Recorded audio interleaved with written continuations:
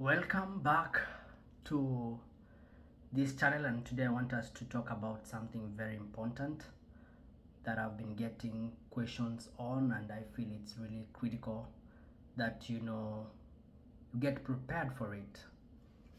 Today I wanted to share some information from first hand per se. It's not something that I had to go to research, and the information is about preparing your family to relocate to the USA with you as a nurse. Sometimes we forget that you are not coming alone. You are coming with, maybe a wife and kids at different ages, and they also need to be prepared as well. As you prepare yourself, they also need to know what's going on. That way, they can be ready for the big transition that is coming. So if you're that kind of person at that point, at this point, that you've done your NCLEX, you are waiting for the embassy interviews to open up, or if you are actually in the initial processes, you're thinking about relocating to the US from whichever country you could be in, but as a nurse or whichever way. I have a few tips that I like to share today, about 8 tips for you to be able to prepare your family before you actually get here. Because when I got here, I came to realize that most of the times the nurses, in my case, they are prepared by their agencies of what they're going to meet, but their families are not. So that's why I wanted to raise this point, that we can be able to get ready for it. And just to mention, we have a Facebook group called USA Transitioning Nurses. I'll post a link below the comment section, the description, so that you can go over there. We share this and much more information to people who are interested to move to the USA as nurses. And so there's like a pool of information where you can get all this, and there are people in the group who are at different stages of transitioning who can be happy to help you with whichever questions that you have. So without much ado, the first question that I'd like to address, or the number one point, is when is the right time, for example, for people who have families who want to relocate? When is the right time to actually tell your family members that you have a plan of moving to the US? This majorly doesn't involve the single guys, because you are just as a person, but you can tell your family, as in your parents, but that's much later, and they're not really involved as long as they're not coming with you. This is for people who are coming with you. So when, that's the question, when do you tell them? Is it before you start the process, or is it after passing NCLEX? Is it when the agency tells you when is the best time? There's no really a perfect answer for this, but I would say as soon as you start having thoughts of moving to the USA, for my case, that's the best time. Why? Because you realize that in this process there are so many challenges that come along with it. There are so many obstacles that you will meet along the way. It's only easy for you if your partner is on your side, because you'll come to realize you need a lot of support. It may not only be financial, which is a big one, but also moral support, so that when you meet these challenges, you have someone to back you up, to give you support, to push you through, because you're on this journey together. So that's my first point, that tell them as soon as you are getting in touch with those agencies, let them know that this is my plan and I really need your support. You may not know exactly what support, but as we're gonna realize in the coming points, you're going to see that for sure you need support. So when and why, we have addressed that.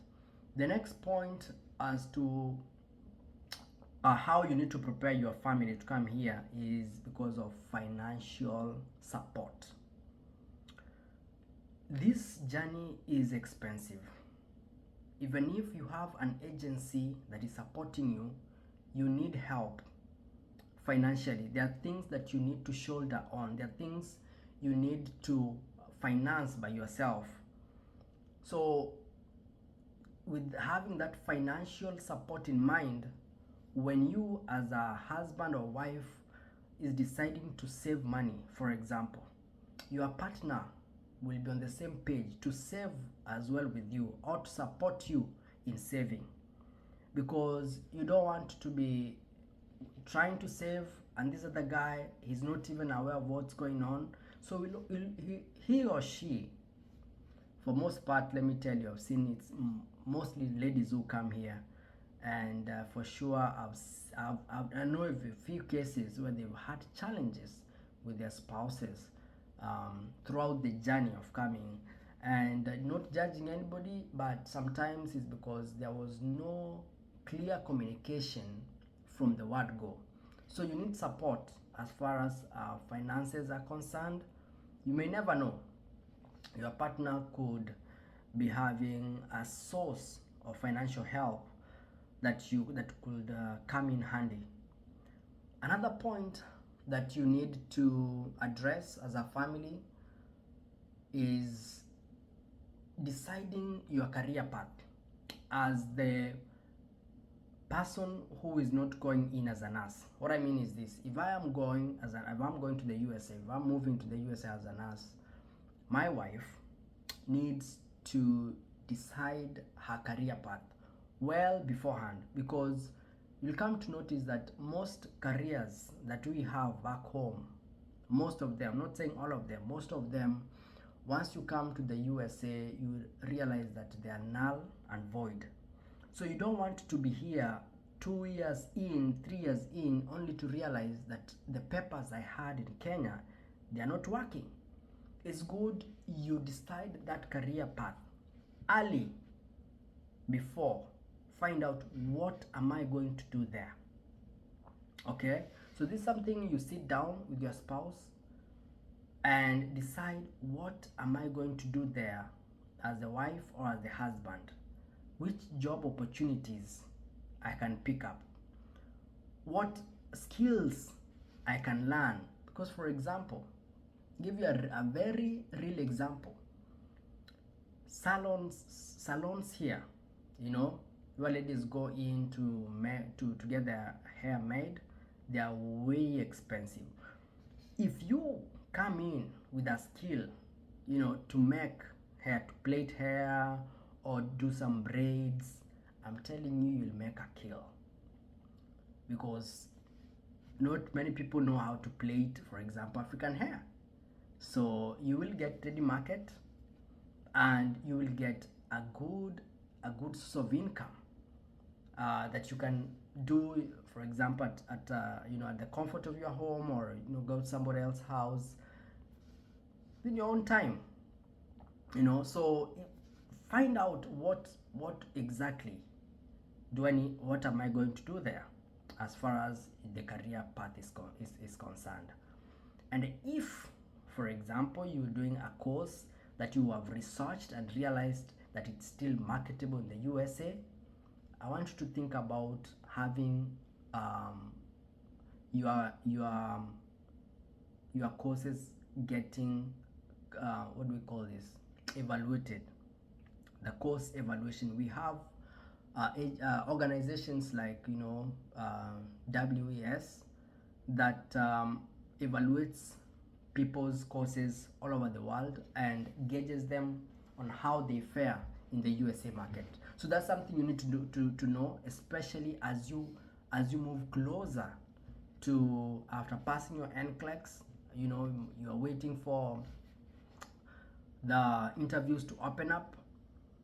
That's something that you need to start thinking about for your spouse or for your partner who's coming with you, so that they can have their papers evaluated, or to think of a way they can have their papers evaluated. Because sometimes you need to visit, not sometimes, I think all the time, you need to visit your college and ask them to send those papers to those agencies. So it's easier when you're back in Kenya, when you're back at home, it's easier for you to go to those universities and ask and start the process, ask them to send those papers to those agencies, as opposed to coming to the USA and looking for someone who is going to your university and requesting for those papers. It can be challenging. So those are the two ways I would like to prepare you as a partner who is coming to the US. Think of a clear career path and think about your course evaluation. Very critical. And then the other point that will prepare your spouse or your partner or your family is having psychological preparedness. Truth be told, in Kenya, men don't do house chores. That's the truth. Or if they do, it's like 20% of the time. You have a house help who does them. You know, if you're lucky enough, you're able to afford, you have a house help. So you've never gone to the kitchen, you don't wash the utensils or clothes. And then you come over here, especially I'm talking to men whose wives are nurses and they're coming here. Then you come over here, you can't afford a house help because they're very expensive. And then your wife is working all those hours. She's busy either doing days 7 a.m. to 7 p.m. or 7 p.m. to 7 a.m. You have kids that need to be taken care of, need to be taken to school, for example, or even if they're even younger, they need to be cooked for. They need. So you understand what happens as far as the house chores are concerned. So you need to have that sit down with your spouse. For most part, if you are a lady nurse who's coming to the US and married, don't take it for granted. Sit down and ask him, hey, how will you feel if you will be taking care of the house chores? So that you can have that conversation early enough so that he can know this is what I'm going to expect. It's a lot of kusaidiana, a lot of it. If you want to be successful, you help each other a lot.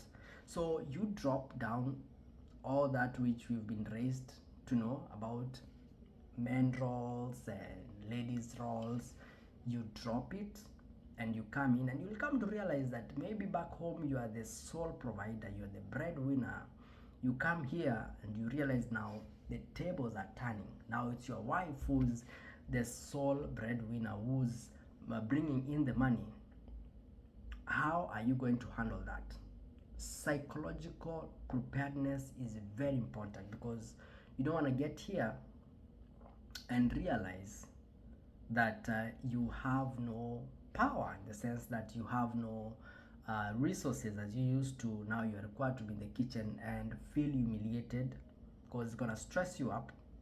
I don't know if it's true. I've heard of stories of men who just came over here and they couldn't bear the psychological torture of staying at home with the babies and kitchen manenos and all that, and they just woke up one day and left and nobody knows where they are. We don't know the reasons, but I can guess that it could be one of the reasons that they were not well prepared, especially their minds, to know exactly what they are going in for. So please sit down, get them ready, get them prepared, have a discussion how we're gonna handle a few of these things that we are not used to. So it's at that point, man, if you're back home and you're the breadwinner and your wife is in the process, you need to be nice to her, because we are human beings. If you are very mean to her, especially as far as money is concerned, and then you get over here, anaweza kufanyia ile kitu. So just saying. So just be ready. It's at this point that you even talk about culture shock.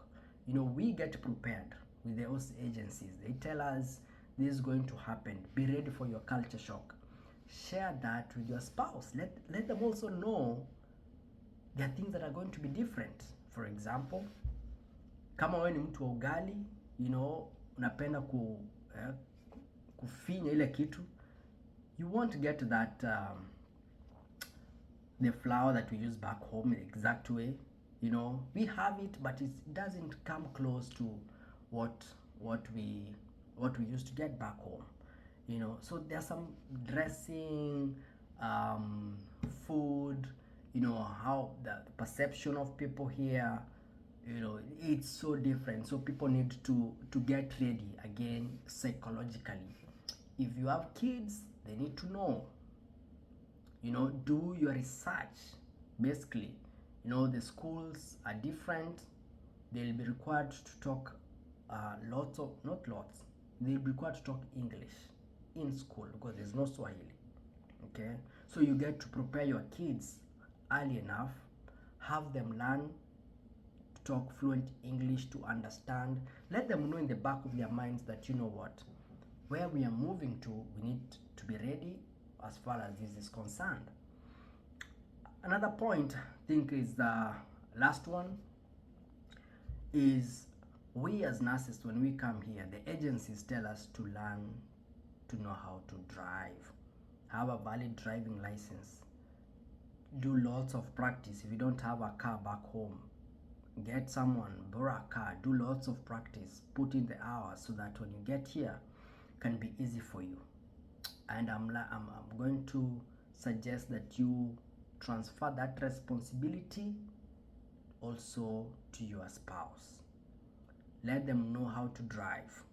Let them be ready.